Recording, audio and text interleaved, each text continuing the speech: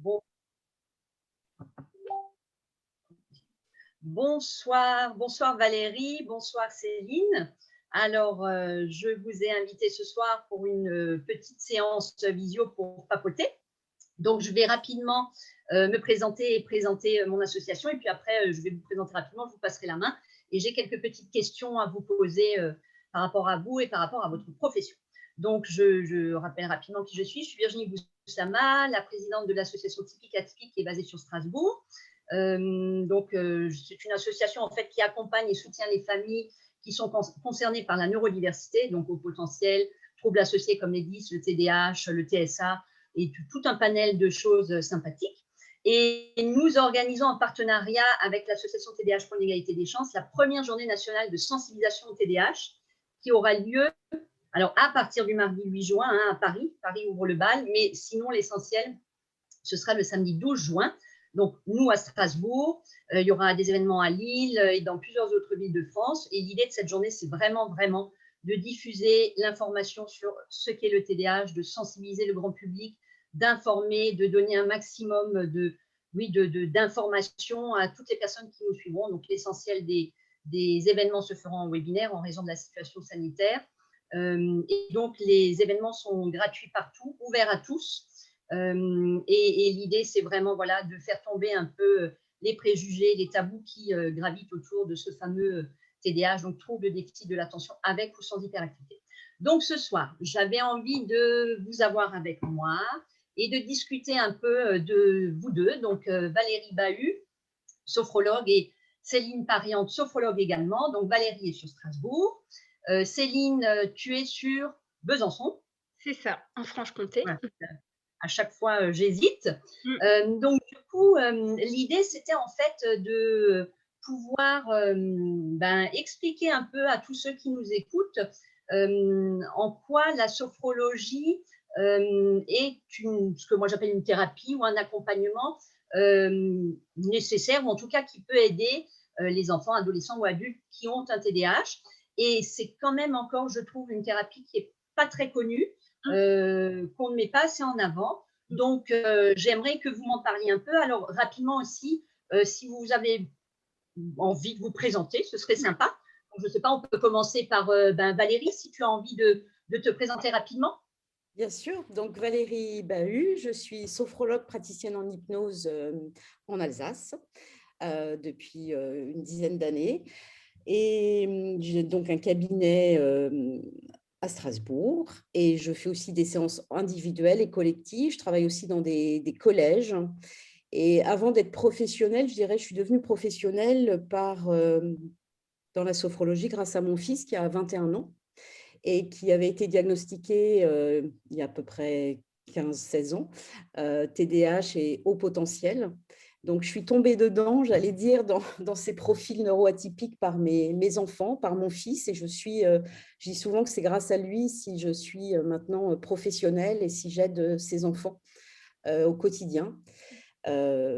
Sur Strasbourg. Je suis donc maman, je suis thérapeute, mais je suis aussi bénévole. J'ai été pendant très longtemps bénévole d'une association nationale et je participais surtout à des forums. Non seulement j'aidais les familles, mais j'ai surtout en Alsace développé, sensibilisé les professionnels dans le milieu scolaire, au niveau du rectorat, des écoles. J'allais dans les écoles, dans les lycées, les collèges pour présenter le TDAH, aider les enseignants. J'ai aussi été invitée par l'université pour former les auxiliaires de vie scolaire. Ah, très bien. J'ai organisé une grande conférence avec le docteur Revol il y a longtemps, c'était en 2002, 2003, je ne sais plus exactement, sur Strasbourg. Où on avait eu, là c'était pour les enseignants, et on avait eu 800 demandes. On était dans un amphi qui était beaucoup trop petit, et il y avait seulement 600 enseignants qui avaient pu assister, mais on avait eu beaucoup de demandes. Les enseignants étaient ravis de pouvoir. Ah, mais c'est très bien, je rebondis à refaire donc. Très, très bien. Très bien, mais avec typique atypique alors. Je n'ai pas tombé dans le sourde. Alors là, fantastique. Elle a déjà refait récemment, il y a 2 ans, quand même, avec le professeur Schroeder. Oui. De Strasbourg. Eh ben, on va refaire encore. Je pense vraiment qu'il faut, que c'est des événements qu'il faut refaire et il faut à un moment donné, qu'on arrive, oui, à vraiment informer, à parler de ce qui existe comme prise en charge. Et cette sophrologie, vraiment, je pense que elle doit être connue. Alors, moi, pour la petite histoire, effectivement, mon fils a suivi, parce que les gens le savent peut-être pas, mais on se connaît, Valérie, hein, puisque mon fils, moi, je suis tombée un peu là-dedans aussi, grâce à toi, puisque c'est toi qui m'as fait découvrir, enfin qui m'a mis sur la voie en tout cas du TDAH de mon fils et du mien, bien évidemment. Et il a suivi des séances avec toi. Et moi, j'ai trouvé ça vraiment extraordinaire. Et il a quand même, ça lui a beaucoup servi. Il se souvient encore de certaines choses. Alors, je ne dis pas qu'il met en pratique au quotidien, mais en tout cas, voilà, je trouve que ça a été vraiment un plus. Et il faut maintenant qu'on arrive à mettre en avant comme ça ce type de prise en charge. Donc, Céline, je te passe la parole. Tu peux te présenter. Alors, je suis binôme de Valérie Bahut. Mais à l'inverse de Valérie, moi, mon parcours, c'est l'inverse. C'est d'abord, je suis devenue sophrologue et après, j'ai découvert le TDAH familial, on va dire. Donc, sophrologue en Franche-Comté depuis 13 ans maintenant et également formatrice en sophrologie. Donc, j'ai enseigné la sophrologie dans une école pendant 5 ans.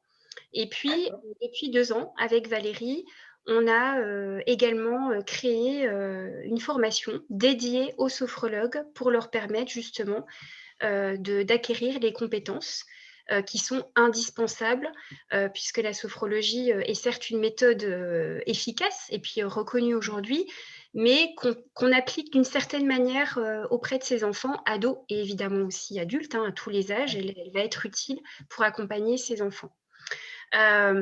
Donc cette formation, donc là aujourd'hui on a 130 sophrologues qui sont formés sur toute la France. Donc avec Valérie, on avait cette envie et ça y est, ça a démarré et on est en train de le constituer, de créer un réseau de sophrologues sur toute la France qui puissent accompagner évidemment pas que les enfants, mais toute la famille dans le cadre du TDAH et de tous les profils qu'on a décrits tout à l'heure. Hein. Ça peut être 10, ça peut être au potentiel, et aussi les enfants qui présentent des troubles des apprentissages, puisqu'il n'y a pas que les profils à fonctionnement atypique, il y a aussi tous les enfants qui vont être en difficulté à l'école et où la sophrologie peut forcément les aider. Donc, je peux peut-être décrire ce qu'est la sophrologie pour… J'allais dire oui, ce qui serait bien, c'est une petite définition, parce que je pense qu'il y a beaucoup de gens qui connaissent pas ou qui ont une vague idée, qui savent pas exactement. Et puis après, il y a aussi beaucoup de choses qui circulent. Hein. On sait que voilà, ce qu'on appelle les fake news, d'ailleurs, dans tout domaine confondu. Donc oui, si on pouvait avoir une définition quand même assez précise de ce que c'est, de comment ça s'utilise. Je vais poser la base, puis après je laisserai la parole à Valérie, elle ira un peu plus dans les spécificités en lien avec le TDAH. Alors la sophrologie, initialement, c'est une méthode qui permet à la personne de retrouver un bien-être physique et mental. Alors c'est très peu concret hein, quand on l'explique comme ça. Concrètement, ça va s'appuyer sur des exercices qui sont des mouvements associés à la respiration et qui vont permettre de développer, alors ça c'est vraiment la définition de base, hein, on va dire l'action, le bénéfice de base, ça va développer la concentration.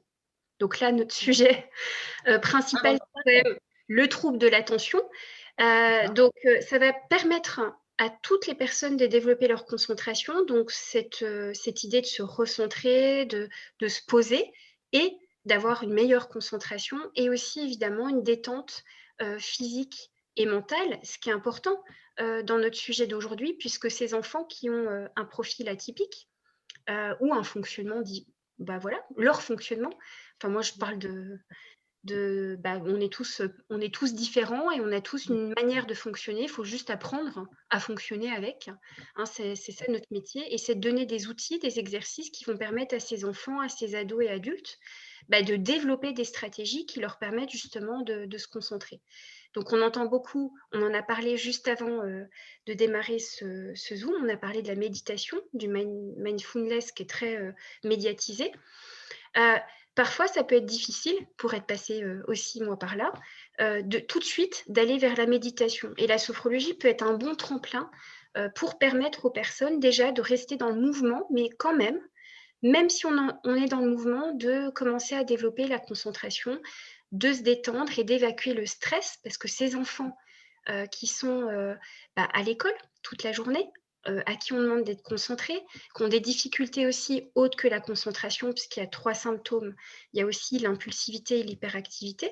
Donc, quand on est impulsif, c'est pas évident à gérer dans la sociabilisation, hein, aussi bien à la maison qu'à l'école. Donc, ça génère beaucoup de stress, beaucoup d'angoisse chez l'enfant, mais aussi au sein de la famille.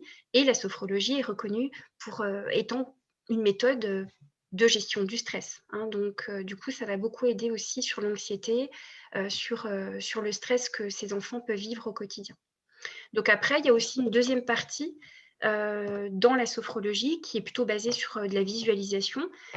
Donc là, on va permettre à l'enfant de travailler le calme. Là, j'ai eu un petit garçon, par exemple, la semaine dernière, qui a 10 ans et qui me dit « Ah, je suis tout fatigué ». Voilà, à la fin de la séance. Et pourtant, il est très agité, il a du mal à se poser, il a du mal à fermer les yeux. Alors, c'est sûr, hein, c'est pas des séances très conventionnelles. L'enfant ne se pose pas quelque part et il bouge plus, quoi, à nous écouter. Mais il y a une interaction, mais ça permet à l'enfant quand même de se poser et d'être détendu et d'être serein à la fin de la séance.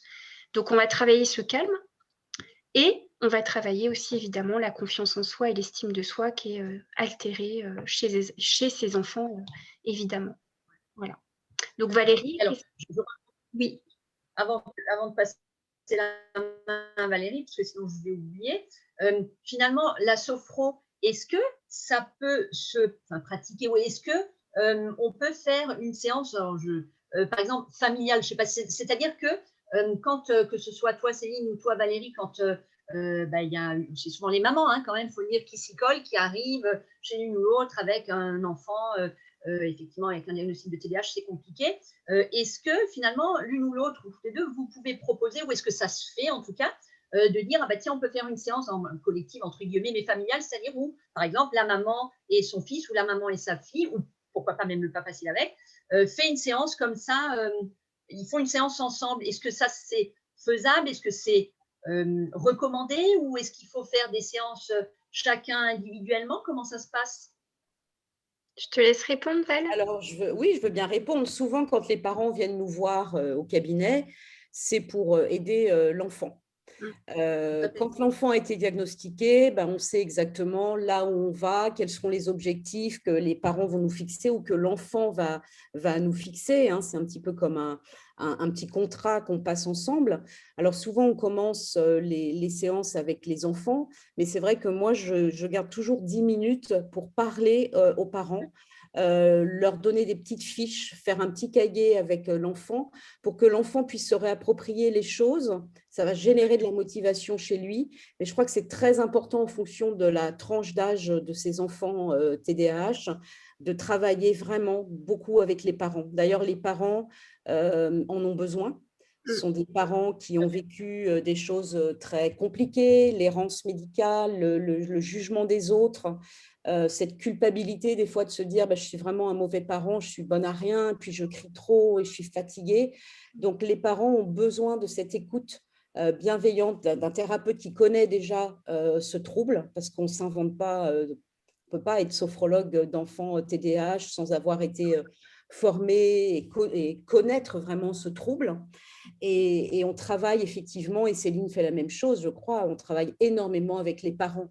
Et quand l'enfant vient et qu'il y a des choses qui nous interpellent, on a créé tout un réseau. C'est-à-dire que moi, sur Strasbourg, je travaille avec beaucoup de psychologues, de neuropsychologues, des psychiatres. Et quand je sens que quand les parents ont besoin aussi d'être aidés, ça me permet aussi de leur donner des adresses, d'affiner éventuellement un bilan ou de découvrir des fois un trouble. Donc, c'est important là, de travailler en pluridisciplinarité et de faire en sorte d'être vraiment aussi que le parent devienne acteur, qu'il ne subisse plus le trouble de l'enfant. Donc déjà, il y a le déculpabiliser, lui donner des renseignements, lui donner l'adresse de typique atypique aussi, parce que ça, c'est vraiment important. Je crois que tous ensemble, c'est comme ça qu'on va avancer. Avec les parents, évidemment avec l'enfant, et avec les thérapeutes et avec les associations.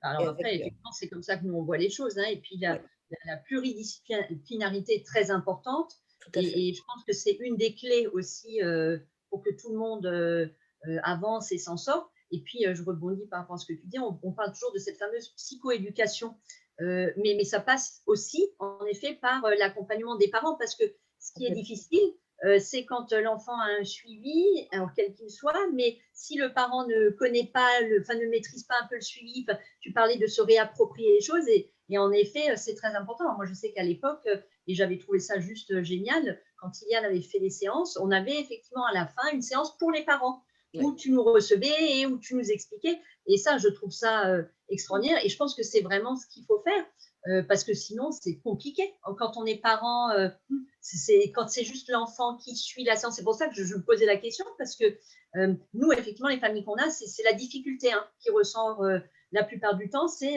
OK, l'enfant est suivi, mais c'est compliqué aussi pour nous, parents, à la maison, parce que comment on fait pour remettre ça en fait en place au quotidien. Et c'est en ça que c'est important, et que je trouve que du coup, ouais, votre posture, elle est vraiment dans cette démarche bienveillante, dans cette ouverture, et elle est vraiment nécessaire aussi. C'est vraiment une démarche globale. Aider l'enfant à se recentrer, à développer l'estime de soi ou la confiance, voire la bonne affirmation de lui-même, ça passe aussi par le parent. L'enfant ne pourra pas faire tout cela seul, et le parent a besoin aussi de pouvoir dire, de pouvoir décharger qu'il y a des fois, c'est très difficile, c'est anxiogène, que les parents ont le droit, et ça c'est important aussi qu'ils puissent pouvoir le dire, en parler avec l'enfant, mieux comprendre son enfant, et qu'on avance tous main dans la main. Et l'enfant se sentira d'autant mieux compris, on sera dans le renforcement positif, et le parent aura pu aussi lâcher tout ce qu'ils doivent aussi lâcher, c'est-à-dire des difficultés dans le quotidien, au niveau même de leur propre vie sociale aussi. Ah oui, Des parents on parle d'enfants qui sont moins invités à des anniversaires, mais il y a des parents qui sortent moins aussi, par peur du jugement. La vie professionnelle aussi, ces parents-là peuvent être déstabilisantes aussi, ou déstabilisés par… Ils ne sont pas invités du tout. Ça peut être une exclusion sociale aussi, au fur et à mesure du temps. Et ça me fait penser, Valérie, justement, dans les besoins qu'on est en train d'évoquer, et le rôle des parents et notre rôle auprès des parents. On travaille en sophrologie énormément la régulation émotionnelle, de par les exercices qui sont proposés. Donc, on sait que la régulation émotionnelle, elle va maturer avec les années, et que ça ne va pas s'arrêter juste aux exercices de sophrologie. Il y a aussi tout l'environnement de l'enfant. Donc, en fait, il y a vraiment de la pédagogie. En dehors de la pratique même de sophrologie et d'exercice, ce qu'on a créé avec Valérie, c'est, oui, pratiquer la sophrologie, mais aussi l'accompagnement global de toute la famille, avec tout un tas d'outils, pour qu'il y ait cet accompagnement global et que l'environnement de l'enfant puisse aussi évoluer. Parce que s'il n'évolue pas, et c'est vrai que quand on reçoit des enfants au cabinet, les enfants sont pris en charge. Alors, ils vont chez le psychologue, chez la psychomote, chez l'orthophoniste, chez le neuropédiatre, chez le psychiatre, etc. Mais pour le parent, globalement, il n'y a pas grand-chose qui est fait. Et je reçois encore bon nombre de personnes, et ça, Valérie, elle le vit aussi au quotidien, je le sais, qui, depuis plusieurs années, sont suivis, que ce soit 10, j'ai eu le cas plusieurs fois, que ce soit TDAH ou HP, on les reçoit et en fait, finalement, ils ne connaissent pas le trouble. Et là, on se dit, comment c'est possible que depuis autant d'années, l'enfant lui-même ne connaisse pas son trouble? Oui, je suis 10, donc je suis peut-être moins intelligent que les autres. Je lui dis non. Mais est-ce qu'on t'a expliqué exactement depuis que tu fais des séances de… oui, on m'a dit, mais je ne sais plus trop. Et il y a toute cette pédagogie. Et après, le fait de remettre l'enfant dans une dimension positive de lui-même, parce que c'est quand même l'objectif de la sophrologie, son but, c'est que la personne puisse de nouveau d'être dans une dimension physique, psychique et émotionnelle positive. On travaille beaucoup sur le positif en sophrologie. Donc, c'est important qu'il sache qui il est, comment il fonctionne, comment on appréhende ça. Et du coup, on réexplique beaucoup avec Valérie. Donc, cette journée, elle nous parle, sensibilisation au TDAH. Sensibiliser, c'est aussi pas faire tomber que les préjugés, mais c'est aussi continuer à faire diffuser de l'information pour que ce soit connu, pour qu'on sache qu'est-ce que c'est exactement, en fait, ce trouble de l'attention qu'on voit, ou ce 10, ou parce que c'est pas encore suffisamment connu. Voilà. Alors, du coup, bon, on a déjà répondu partiellement, hein, comme on part un peu dans… Mais ça, c'est normal. Hein, du coup, la sophrologie, vraiment, en elle-même, bon, on a compris ce que c'était. Alors, l'une ou l'autre, est-ce que vous avez une manière plus particulière de proposer cette sophrologie à cette population donc, de personnes concernées par le TDAH? Est-ce qu'il y a des choses plus spécifiques, hein, parce que vous disiez toutes les deux, on ne s'improvise pas, déjà, on ne s'improvise pas sophrologue ou n'importe quelle autre profession d'ailleurs, et on ne s'improvise pas sophrologue spécialisé vraiment dans l'accompagnement de ces enfants, adolescents, adultes TDAH. Est-ce qu'il y a des choses vraiment spécifiques par rapport à quelqu'un qui est juste sophrologue? Est-ce que vous avez créé une méthode? Est-ce que c'est de par votre expérience, votre vécu? Est-ce qu'il y a des choses que vous avez changées? Enfin, comment ça se manifeste, comment vous le pratiquez au quotidien et comment ça se passe? Déjà, je laisserai Céline peut-être plus sur les exercices. Je vais déjà parler du cadre, c'est-à-dire que notre cabinet, il est équipé pour ces enfants-là. On a vraiment le matériel nécessaire qui devrait d'ailleurs être dans toutes les écoles, je dis ça en passant, mais voilà, les ballons de gym, les petits élastiques qu'on va accrocher au pied des chaises pour que l'enfant puisse bouger. Le bureau sera rangé, la façon dont on va travailler avec lui, ce sont des zappeurs, donc on va leur proposer différentes choses, on met le timer, enfin on essaye, c'est un cadre, mais aussi avec toute cette connaissance de la façon dont l'enfant va réagir, agir, ben, il ne faut pas qu'il s'ennuie. On est vraiment dans le côté très ludique. Et il ne vient pas là pour se calmer. Hein. C'est comme avec le méthylphénidate, hein. Contrairement à ce qu'on pense, c'est un éveillant. Mais la sophrologie, la façon dont on agit avec ces enfants-là, c'est l'éveil. C'est apprendre à se connaître. Mais on est aussi dans des relaxations dynamiques dont parlait Céline tout à l'heure. Ces enfants-là, il va falloir que ça soit très dynamique. Donc, on va bouger, on va être dans le jeu, parce que sinon, ils passent très vite à autre chose. Donc, il faut dégainer un petit peu tout ce qu'on a, tous nos outils. Ce sont des séances qui durent généralement 1 heure ou 45 minutes. Et c'est vrai que ça doit être à la fois actif, mais pour justement aider l'enfant à se recentrer, à sentir ce qu'il sent dans son corps. Qu'est-ce que tu ressens? On est vraiment là dans des visualisations, bien sûr, on part dans l'imaginaire avec les enfants, et Dieu sait s'ils sont doués pour ça, parce qu'ils sont extrêmement créatifs, mais qu'est-ce que je ressens? Et comment je vais pouvoir réagir par rapport à mon impulsivité? Qu'est-ce que je vais pouvoir mettre en place? Là, il y a des techniques aussi. Donc, on le fait par le biais de jeux, par le biais de situations que l'enfant aura expliquées, et tous les exercices seront adaptés en fonction de ce que l'enfant vit dans son quotidien. Donc, c'est effectivement des techniques qui sont bien sûr issues de la sophrologie, ces exercices de relaxation dynamique basés sur le souffle, la respiration contrôlée, la détente musculaire et l'intention mentale. Mais l'enfant, il va falloir bouger avec lui. Mais il va sentir que même en faisant ça, en bougeant, en s'écoutant, il va déjà se poser. Et ça, c'est vraiment important. C'est pas évident, parce que du coup, c'est quand même un exercice, hein, je dirais, de jonglage, enfin, pour vous, en tant que… Parce que après, moi, je connais bien sûr que mon fils a un TDAH, moi, j'en ai un aussi, mais c'est vrai que, alors, nous, on le voit un peu de l'extérieur, forcément, mais je pense que c'est pas forcément évident en tant que thérapeute, enfin, oui, d'avoir affaire à une population comme ça et de devoir vraiment… j'ai bien aimé le mot que tu as employé, dégainer, c'est vraiment ça, en fait. Il faut dégainer. Et puis, du coup, de votre côté aussi, il faut avoir une sacrée dose de créativité quand même, parce que… Et puis de dynamisme, hein, pour pouvoir parce qu'évidemment, Virginie, tu le sais, un enfant ou adulte TDAH parle beaucoup.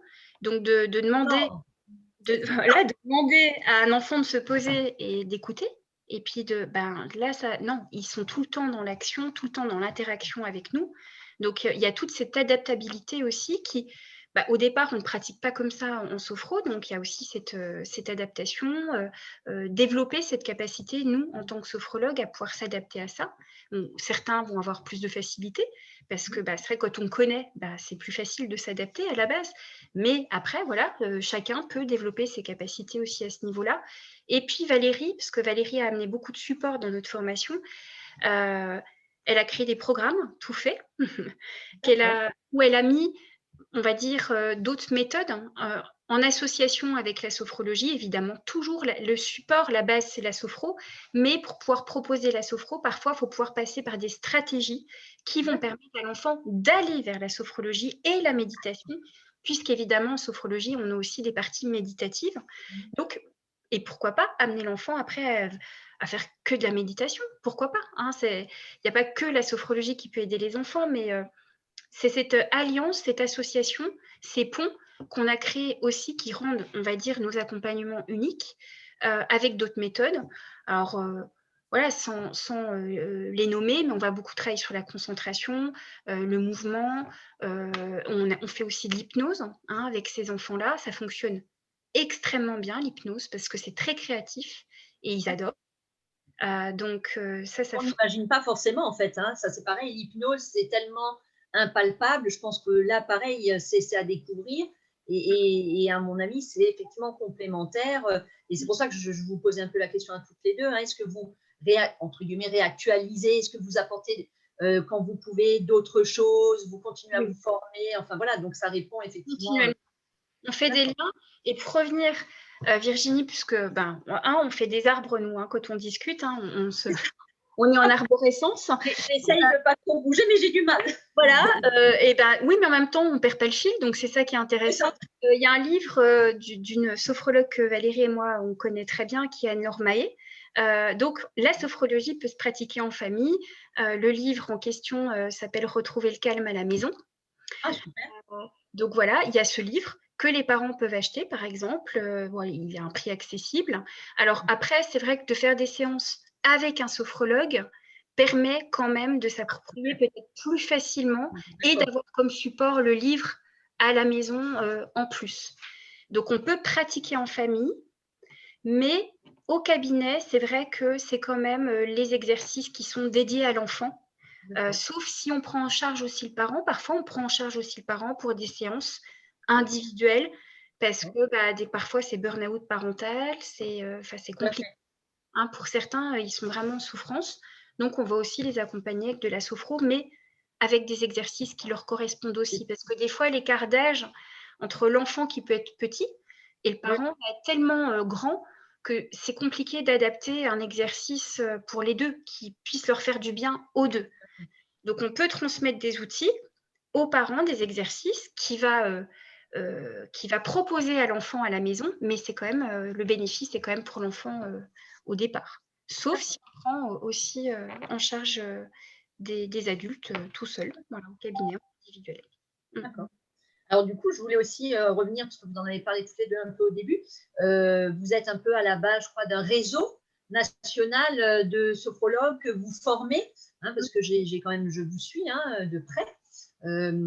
Céline, on est un peu plus éloignés, mais on s'est quand même rencontrés déjà une fois en vrai. J'espère que bientôt on va pouvoir se revoir en vrai, parce que je crois qu'on a plein de choses à faire, à organiser et à cogiter, voilà. Donc oui, ça je suis quand même. D'ailleurs, j'étais passée faire un coucou il y a quelques mois à Valérie et du coup, gentiment, elle m'a fait participer à la sophro. Je n'étais pas préparée.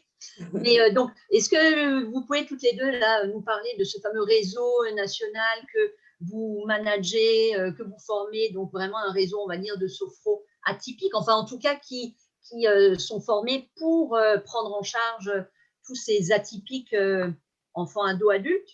Tu l'as bien dit, je vais laisser Céline l'expliquer, puisqu'elle l'a créé aussi, bien sûr, c'est elle d'ailleurs qui l'a créé. On les appelle les sophrologues atypiques. Et notre groupe privé s'appelle les sophrologues atypiques. Très bien, j'aime bien. Voilà, donc alors réseau de sophrologues atypiques, c'est-à-dire atypiques dans le sens où ils sont en capacité et qu'ils ont les compétences pour accueillir des familles dont les enfants ou des ados ou des adultes qui présentent un trouble de l'attention, et toutes les autres troubles qu'on peut connaître, donc tous les 10, le haut potentiel. C'est vraiment ces 3 fonctionnements spécifiques, la formation. Donc, ils sont 134 aujourd'hui sur toute la France, vraiment sur toutes les régions. On continue évidemment à former. Donc, le réseau, d'ici la fin de l'année, il sera à peu près de 170 sophrologues. Pour l'instant, on n'a pas eu le temps parce que Valérie et moi, on est très demandés au cabinet aussi. On continue évidemment à recevoir au cabinet. Mais il y a un annuaire qui devrait, je l'espère, être rapidement mis en service pour que les familles puissent aller consulter cet annuaire et puis même des professionnels et aller voir quel sophrologue il pourrait y avoir dans leur région. Oui, ça, donc, ça fait depuis novembre 2019 qu'on a lancé donc cette formation. Ah, mais ça fait presque 2 ans déjà. Oui. Oui. Wow. Donc, il y a des actions qui sont d'ores et déjà mises en place alors au quotidien, c'est-à-dire tout au long de l'année, pour rebondir sur notre fameuse journée de sensibilisation au TDAH, et aussi spécifiquement pour cette journée, cette première grande journée. Donc, par exemple, on peut, alors j'ai fait une petite liste des actions qu'on m'a envoyées là dernièrement. À Bobigny, dans le 93, il y a une sophrologue qui va intervenir dès la rentrée dans un collège auprès des professeurs. Donc là, directement auprès des profs pour sensibiliser au TDAH. D'accord, ça c'est top. Draveil 91, en collaboration avec la mairie pour le 12 juin, il va y avoir, et puis après par la suite, dès la rentrée peut-être dans des écoles et sous forme d'ateliers, une sophrologue va mettre en place aussi des ateliers spécifiques. Dernièrement, on a une sophrologue qui se trouve sur Nice, d'ailleurs elles sont 2, et elles ont donné une conférence auprès d'une association de neuropsychologues. Parfait. Voilà, Valérie pourra en rajouter un petit mot aussi. Pourquoi neuropsychologue juste après. Donc, en Moselle, on a aussi un sophrologue qui intervient plusieurs après-midi dans la semaine dans un ITEP. Donc, je vous donne des choses un peu différentes. Oui, très bien. Et voir où un sophrologue peut intervenir et dans quel cadre. Donc, lui, il travaille en pluridisciplinaire avec l'équipe sur place. On a Amiens, par exemple, une sophrologue qui intervient en IME auprès d'enfants qui présentent des angoisses, spécifiquement pour ça. Dans les Landes, en septembre, dans un collège auprès de jeunes exclus, par exemple. Donc, ce n'est pas forcément que fonctionnement spécifique ou atypique, mais aussi des jeunes qui vont être en souffrance à l'école. Oui, c'est vaste en fait, le champ d'action est vaste quand même. Exactement.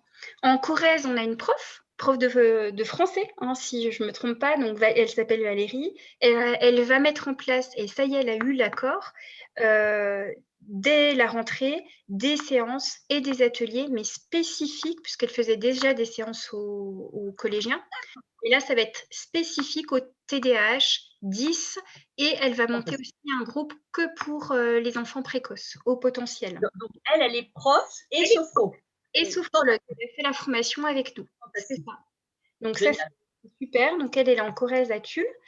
Dans le 78, il y a une sophrologue qui intervient en école maternelle, et il y en a plein qui interviennent aussi dans des écoles.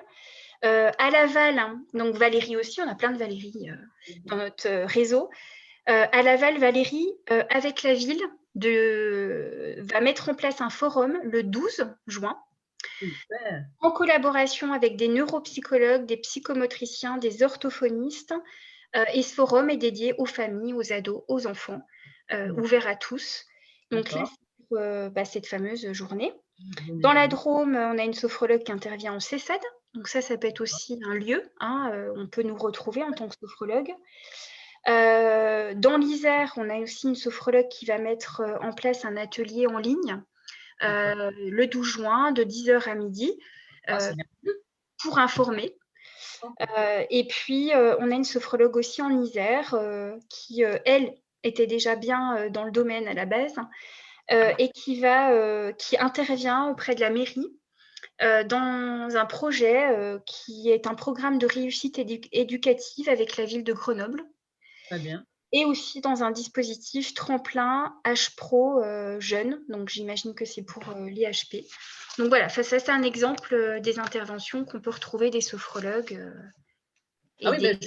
j'ai vu un peu ce que ça a donné. Enfin, il y a une mobilisation là pour le 12 juin qui est juste incroyable. On n'imaginait pas que ce serait à ce point, mais c'est là qu'on voit aussi qu'il y a un énorme besoin, qu'il y a quand même beaucoup d'errance, beaucoup de souffrance aussi, c'est une réalité, même si on aime bien toujours donner une note positive. Mais au niveau, oui, des sophros, j'ai vu, hein, il y en a plein qui ont rejoint la page, qui ont mis le fameux logo, enfin, qui m'ont contacté. Alors moi, je trouve ça juste génial. Enfin, cette diffusion, c'est fantastique. Après, c'est aussi parce que c'est vrai que vous, à la base, vous avez un peu ouvert la voie. Donc, moi, je trouve ça juste génial. Et puis, cette formation que vous faites, finalement, pour les sophros sur le plan national, je pense que c'est une des clés et aussi le tremplin qu'il faut pour que, quand même, la sophrologie, à un moment donné, prenne son envol, qu'on connaisse vraiment ce que c'est et quelle utilité, je ne sais pas si on peut parler d'utilité, mais ce que ça peut apporter, en tout cas, à des profils TDAH. Voilà, parce que ça, c'est quand même important de le dire et de le relever et de le souligner. Parce En dehors de l'individuel, Virginie, donc là, j'ai donné des exemples d'intervention à l'extérieur. Et puis, vous avez pu peut-être remarquer, je ne sais pas, mais en tous les cas, on va peut-être le mettre en avant, qu'il y a beaucoup d'interventions pluridisciplinaires. oui. Et là, Valérie peut en toucher un mot, parce que je pense que c'est important aussi que les autres professionnels, peut-être, qui verront cette conférence, je l'espère, puissent avoir dans l'idée, pourquoi pas, de contacter un sophrologue et de mettre en place quelque chose. Tu veux bien en parler ? Je crois que ces familles ont besoin d'avoir vraiment une équipe soudée. Quand je parle d'équipe, c'est à la fois les parents, les enseignants, mais aussi tous les thérapeutes. Parce que ce sont des enfants qui sont amenés à avoir énormément de professionnels. Donc, quand on peut leur faciliter toutes ces démarches pour que ça prenne beaucoup moins de temps, parce qu'on sait que maintenant, il faut à peu près 15 mois pour avoir des rendez-vous chez un neuropédiatre ou un psychiatre. Même orthophoniste. C'est très, très long. Donc, on essaie de leur faciliter sans non plus les assommer de rendez-vous. Et justement, moi, j'ai voulu toujours créer à Strasbourg cette approche pluridisciplinaire. Donc, j'ai eu la chance de travailler avec une personne qui était formée en TCC. Et puis, Madame Gwen Alvarez, qui est neuropsychologue, et avec qui je fais aussi des ateliers. Les ateliers sont donc faits sophrologie et neuropsychologie, pour permettre justement, là où le collectif est intéressant, c'est ces enfants qui sont souvent rejetés, qui sont les vilains petits canards qu'on dit méchants.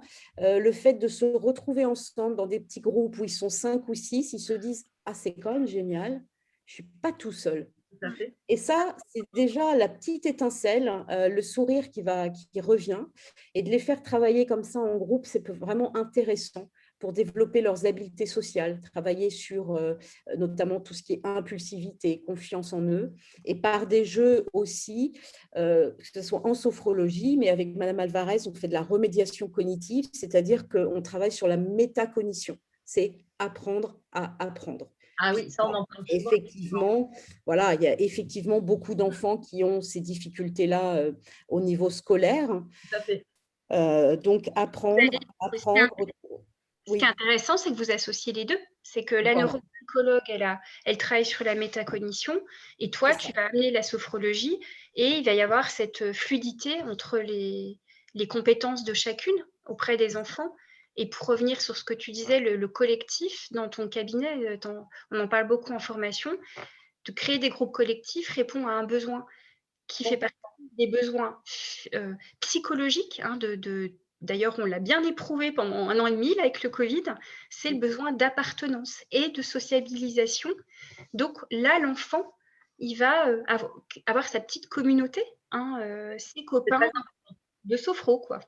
Très important. Créer du lien. Après, nous, c'est aussi un peu le credo dans l'association. Alors, nous, on intervient plus auprès des parents, mais je pense que ce soit nous, dans les groupes de parole pour les parents, que ce soit vous en tant que thérapeute, accompagnatrice pour ces enfants, ce lien, effectivement, qui souvent fait défaut par rapport à ce qu'on a dit, le gamin TDAH qui est vu comme le sale gosse, mal poli, qui n'a pas de copain, qui n'est pas invité, et par ricochet, la famille empathie, parce que tout le monde est impacté, de toute façon, quand on et il y a la souffrance toute la journée à l'école pour certains qui ne vont pas ça va être très en dents de scie pour certains. Des fois, ils ont un copain ou un groupe, puis très rapidement, ils vont être mis à l'écart ou ils vont se mettre à l'écart. Enfin, il va y avoir des problèmes, des conflits. Donc déjà, à l'école, c'est difficile toute la journée. Ils sont pas forcément invités, voire pas du tout. Pas du tout. Du tout. Oui, ça arrive très souvent. Une invitation ou un anniversaire, il y en a qui n'ont jamais connu une invitation d'anniversaire. Et c'est reconnu qu'on se nourrit et on arrive à s'épanouir et à grandir. Et même en tant qu'adulte, on a encore besoin de ça. On a besoin d'appartenance. Voilà. Et c'est vrai que du coup, créer ce lien, je pense dans des petits groupes, là, comme du coup le fait Valérie, alors elle a parlé de Gwen Alvarez, qu'on connaît bien aussi chez Typique Atypique, et c'est vrai que je pense que c'est vraiment important pour ces enfants, du coup, de se retrouver dans un petit groupe et de se dire aussi, tiens, je ne suis pas seule à être comme ça, finalement, il y en a d'autres, et puis c'est pas si grave que ça, parce qu'en fait, c'est pas grave au final, c'est juste que, voilà, on est tous différents, et à un moment donné, des fois, il y en a qui ont un petit plus dans la différence, mais on en a parlé au départ. Moi, j'aime bien un peu l'image aussi d'apprivoiser comme ça son fonctionnement, mais de le connaître, de le découvrir, de l'apprivoiser, et puis de le transformer. Alors, j'ai un autre terme, Virginie, à ça, que j'aime beaucoup aussi, c'est dompter. Alors, je l'ai utilisé il n'y a pas longtemps. On va réussir à dompter, voilà, parce que c'est pas évident quand la machine elle va vite, de pouvoir mettre les freins au moment où il faut, pouvoir rester sur la route. Enfin, c'est un peu compliqué. Donc, non, on est bien d'accord, mais c'est vrai que du coup, moi je pense que cette prise en charge que Valérie propose avec Gwen Alvarez par groupe est aussi, en tout cas, son importance et peut-être même un peu l'impulsion qu'il faut pour que après ces enfants arrivent peut-être à plus facilement aussi s'approprier ces exercices, à les refaire dans leur quotidien et encore une fois apprendre confiance en eux, à faire en sorte que cette estime de soi qui est souvent au ras des pâquerettes soit à nouveau là. Et moi, j'aime beaucoup l'esprit comme ça de suivi en groupe, d'autant plus pour ces enfants. Parce que, voilà, on parle d'impulsivité, mais là, du coup, ça crée une impulsion, ça fait un petit mélange, un petit brassage, et puis il y a des échanges. Et souvent, quand même, c'est aussi une réalité, il y a même des amitiés qui se créent. Enfin, il y a des gamins qui matchent ou qui, du coup, nous, on a la même chose avec les familles, dans les groupes de parole. Du coup, ça fait, c'est juste une bulle d'oxygène extraordinaire. Ouais. Alors, du coup, donc Valérie, toi, tout au long de l'année, tu fais, dans mes souvenirs, tu fais ces ateliers. Je fais ces ateliers-là, oui, les samedis, donc les ateliers PI-FAM pour les adolescents, ceux qui sont au collège, et les ateliers Attentix pour les plus petits qui sont en fin d'école primaire. On va lancer aussi justement des ateliers d'habileté parentale. Bien. Voilà. On en a besoin. On en a besoin. Et puis alors oui, pour revenir aux formations que l'on donne avec Céline, c'est qu'on a voulu aussi donner cette impulsion pour que les sophrologues aussi aient ce même parcours, aillent voir comment travailler aussi avec les psychologues, les neuropsychologues pour vraiment créer des réseaux, chacune dans leur ville, toujours pour faciliter aussi tout le parcours des parents et des enfants. Oui, on en a besoin aussi. Voilà. Réalité. Et c'est souvent là où le bas blesse, c'est souvent ce qui est difficile en effet. Et l'idée de réseau est très très importante et puis d'échange aussi entre les différents acteurs qui interviennent dans la prise en charge de ce TDAH. Donc ça, c'est quand même... Il y a déjà des choses, des rapprochements qui sont faits déjà de par la reconnaissance peut-être du diplôme, puisque la plupart des diplômes comme psychomote, orthophoniste, etc., c'est des écoles reconnues. On va dire que nous, la sophrologie a peut-être un tout petit peu plus de parce qu'elle n'a pas encore, comme les ostéopathes à un moment donné l'ont eu aussi, n'a pas encore cette reconnaissance, mais je veux dire, elle fait son chemin. Et pourquoi inclure la sophrologie dans ce parcours-là ? Parce que c'est pas de la psychomote et puis c'est pas non plus de la méditation. C'est différent. C'est vraiment une méthode différente et propre à elle. Alors, il y a des choses qui se retrouvent, il y a des choses qui se regroupent. Si on parle avec une psychomote, elle fait aussi de la relaxation, mais elle fait aussi d'autres choses que nous, on ne fait pas, mais nous, on fait des choses aussi qu'elle ne fait pas. Et un enfant qui va peut-être pas se plaire en psychomote, en séance de psychomote, va peut-être se plaire en sophro, va peut-être se plaire en médite. Enfin, voilà, c'est la diversité aussi des méthodes qui peuvent être proposées qui est intéressante, je trouve, Complètement. des enfants. Et puis, moi, je reçois des enfants, je pense que Valérie, toi aussi, c'est pareil, qui ont déjà eu des séances ailleurs. Et au final, peut-être qu'ils ne se sont pas appropriés le truc, ça ne leur parlait peut-être pas. Et la sophro va leur parler, puis inversement, peut-être que ça ne leur parlera pas, puis que s'ils vont chez la psychomote, ça passera mieux. Donc, voilà, c'est de pouvoir présenter un panel et une diversité, j'aime beaucoup le mot diversité, j'insiste, de méthodes. Et après, les gens vont aller, et puis vers aussi la personne qui leur correspond. Ah, c'est très important, on est bien d'accord. Le professionnel qui fait qu'on crée un lien avec lui et que du coup, la méthode va être efficace aussi parce qu'il y a ce lien qui est créé. Ah oui, on parle souvent d'affect, hein, on est affect dépendant. Alors, l'école, on parle souvent d'affect avec l'enseignant et c'est souvent là où ça se complique, hein, ça on le sait. Mais en fait, c'est la même chose dans les suivis hein, et ça, on le voit au quotidien. Il y a aussi l'affect avec le thérapeute parce que, et ça, on le dit, et puis c'est pas moi qui l'invente, et puis vous le savez aussi bien que moi, c'est sûr que si le courant passe pas entre le professionnel et le gamin, ça va être très compliqué. D'ailleurs, en général, ça sonne le glas du suivi. Et c'est vrai que ça, c'est aussi une difficulté qu'ont les familles, mais ça, je pense que voilà, on l'a tous. Et puis là, il faut essayer, il faut chercher. Et puis, quand on tombe on ne peut pas tricher. On ne peut pas tricher avec ces enfants-là.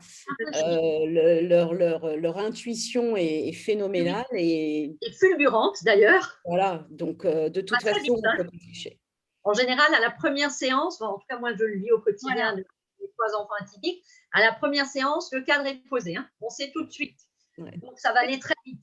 Ça, c'est quand même l'avantage, effectivement. Ils sondent tout de suite si ça passe ou si ça passe pas. Et si ça passe pas, c'est foutu. Et de toute façon, ce ne sera même pas utile de réitérer en se disant peut-être que. Non, pas du tout.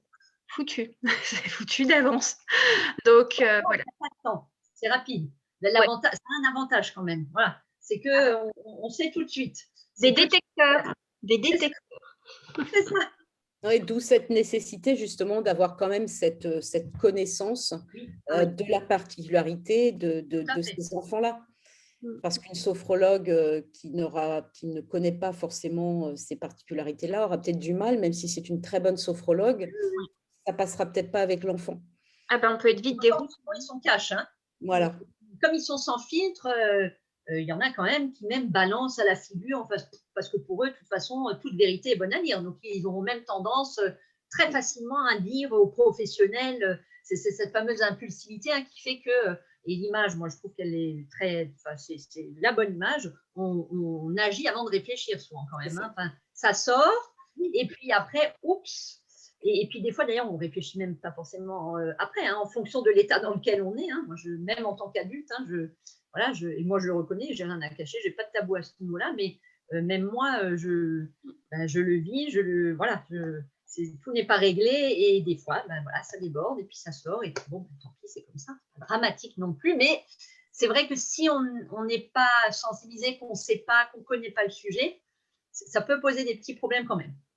Donc, vaut mieux. Des fois, il y a des situations très cocasses quand même. Hein. Quand je vois que l'enfant, évidemment, a du mal à rester assis, tout de suite, je lui propose le ballon et que pendant 1 heure, il est sur le ballon et que ça fait boum, boum, boum, comme ça. Et que les parents disent, mais ça ne vous dérange pas, madame? Non, non, c'est bon, j'ai l'habitude. Voilà, on doit s'adapter aussi, comme eux s'adaptent à nous, on doit s'adapter constamment. Et c'est là, quand il y a cette belle alliance, qu'on arrive à faire de très, très belles choses. Et l'enfant comprend qu'il a quelqu'un en face de lui qui lui dit oui, ça va, tu vas y arriver. C'est pas facile, tu vas y arriver. Tu as des super pouvoirs en toi, tu as toutes tes capacités pour faire une force de ce trouble qui, au départ, effectivement, n'est pas encore connu, reconnu. Et il y a tout ce poids, la méconnaissance, je dirais, qu'il faut exploser comme on fait en sophro. Hein, on inspire, méconnaissance. Et on va les croyances aussi, Valérie. Exploser ses croyances, exactement. Il y a les deux. Il y a la méconnaissance pour certains et Exactement. croyance pour d'autres, Tout à parce que fait. tout le monde n'est pas encore tout à fait d'accord. Bon, même si c'est pas le sujet, je vais pas vous lancer là-dessus, ce soir, mais Sinon, on en a pour la nuit. sur, le TDAH, ça existe ou ça existe pas, Ah c'est une conséquence ou c'est une cause, bon, tout le monde n'est pas encore OK là-dessus, mais on avance, ah ben, il là-dessus. y a aussi, on n'est pas non plus forcément tous d'accord. Ah, c'est un handicap, c'est pas un handicap, c'est un trouble, c'est pas un trouble. Moi, je pense vraiment qu'il faut être dans l'ouverture et dans l'acceptation quand même bah, un peu de la réflexion de chacun. Et moi, j'aime bien dire quand même, je pense que pour certains, c'est vraiment un trouble, c'est vraiment handicapant, notamment pour les enfants, hein, parce que bah, le cerveau n'est pas encore mature, on connaît un peu le sujet. Ils ne sont pas encore en capacité de mettre en place ce qu'il faut, de s'approprier les outils qu'on leur présente. Je pense que c'est vraiment avec le temps, avec les bonnes prises en charge, les bonnes personnes. La première chose, je pense que c'est vraiment d'abord la reconnaissance donc, un trouble, peu importe comment on l'appelle, donc à travers un diagnostic, mais après c'est l'acceptation, c'est cette bienveillance qu'on doit avoir et oui, accepter que son enfant ou son adolescent ou soi-même en tant qu'adulte, bon, ben voilà, on fonctionne différemment. Se connaître, c'est juste extraordinaire et c'est vraiment le point de départ.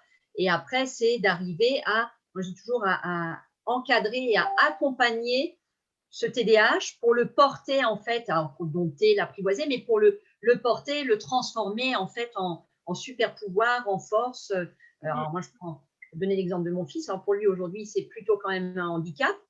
Pour moi, c'est une super force, mais bon, moi je suis adulte et puis j'ai cheminé, et puis j'ai mis en place des choses, et puis mon cerveau, normalement, il est normalement bien calé, il est arrivé à sa maturation. Quoique des fois, je ne sais pas, mais c'est pas grave. Mais voilà, c'est vrai que on n'est pas tous d'accord sur la définition, on n'est pas tous d'accord, enfin, pas nous, mais dans l'ensemble, sur est-ce que ça existe, est-ce que ça n'existe pas. Il y en a aussi qui disent que à l'âge adulte, c'est magique, ça disparaît, il n'y a plus de TDAH, c'est fantastique. On a fait un tour de passe-passe, il n'y a plus de TDAH à l'âge adulte. On n'est pas tous d'accord non plus sur le traitement médicamenteux. Enfin, il y aurait de quoi dire et parler pendant. Alors moi, si on me lance là-dessus, on va en parler pendant des heures et des heures, on Oui, va y passer c'est la pour nuit. ça que j'ai balisé les noms, Virginie, je sais C'est pas ça. si tu as Donc, remarqué. on Je ne balise, vais pas vous lancer sur le sujet ce soir, mais tout ça pour mais, dire mais, que c'est important de connaître en tant que sophrologue, parce qu'on peut être vite dérouté, on peut être aussi déstabilisé, oui, de par la personnalité assez commune. On retrouve des traits communs chez complètement, les enfants et chez ces adultes. Et puis une fois qu'on connaît, c'est que du bonheur en fait. c'est ça, Voilà, c'est que du positif. bonheur. En Vraiment. tout cas, moi, j'ai envie de dire, effectivement, pour clore un peu le sujet, parce que sinon, on risque de Mmh. continuer longtemps, déjà de vous remercier toutes les deux, parce que pour ceux qui vont vous écouter, je pense vraiment que là, on sait exactement parce que c'est la sophrologie et ce qu'elle peut apporter donc, au profil TDAH. Alors, Céline, est-ce qu'on termine par un petit exercice ou Valérie, je ne sais pas laquelle de vous deux, est-ce que l'une de vous a envie de faire une petite démo, quelque chose de rapide, d'efficace? Après, décontextualiser comme ça, c'est vrai que je ne sais pas si ça va être très parlant. Ok. Je devais avoir un petit cobaye ce soir, mais Ah ben voilà. il n'est pas venu au rendez-vous.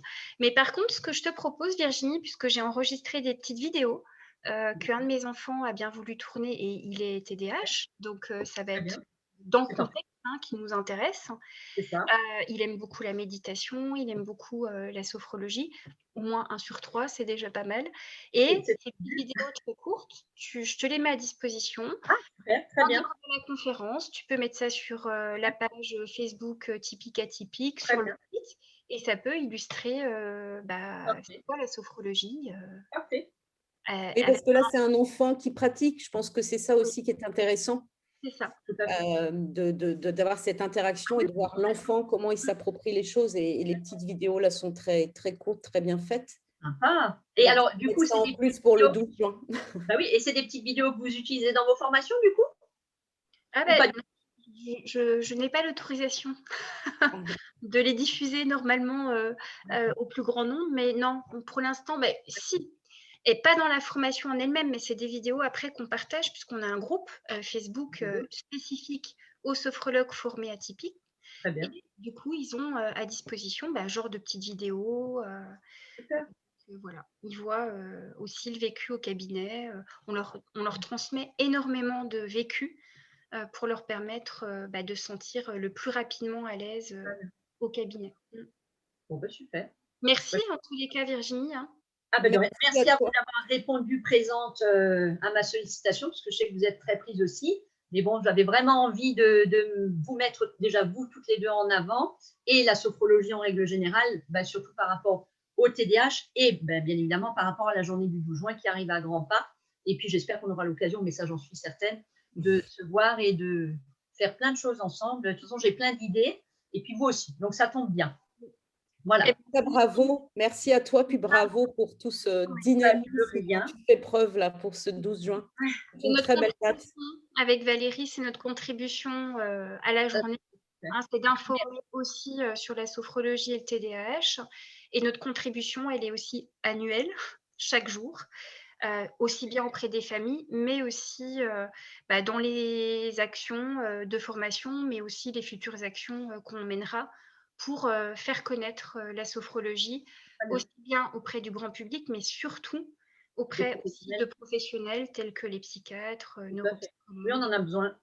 Voilà. On en a vraiment besoin. J'espère d'ailleurs que cette petite conférence-là va aussi être un petit plus et que ça va ouvrir des portes, parce que je pense que vraiment, oui, il faut que ça avance, il faut que ça bouge. De toute façon, après, c'est pour là qu'on est là aussi. C'est pour ça qu'on est là aussi, les associations. Et puis Valérie, elle n'a pas employé tout à fait le même terme avant, mais moi, j'aime bien défoncer les portes. Voilà. C'est un peu… Oui, ce que je faisais, on a un exercice comme ça en sophrologie. Ah, très bien. Type, je tape dans une punching ball pour exploser un peu ma colère. C'est exploser toutes ces croyances, avancer ensemble, prendre le meilleur dans chaque personne, chaque association ou chaque thérapeute, et puis d'avancer ensemble et sur ce chemin qui est long. C'est sûr que ce n'est pas facile, mais il y a de belles années. Années à venir sur des enfants épatants. C'est clair. Je suis convaincue. Merci beaucoup. Merci à toutes les deux. Et puis, de toute façon, on vous suit de près. Et puis, moi, je vous dis à très bientôt. À très bientôt. Bonne soirée tout le monde. Bonne soirée. Au revoir. Ciao, ciao. Au revoir.